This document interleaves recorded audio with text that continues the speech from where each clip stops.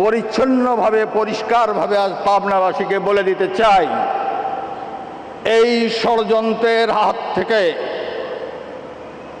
সরকারকে, বাংলাদেশের ভাবমূর্তিকে রক্ষা করেছি আমি। I will have to do. আমি আজ অথরিটির সঙ্গে বলছি, আমি সেটা করেছি পাবনার সন্তান হিসাবে।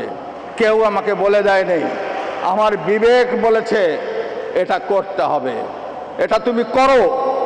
আমি মন্ত্রীকে বলেছি আমি এটা করতে পারি না, আমি উপদেষ্টাকে বলেছি আমি এটা করতে পারি না। আমি বলেছি I am the last man to do it, I am the last man to do it. আমি করতে পারবো না, আমি তাই করেছি।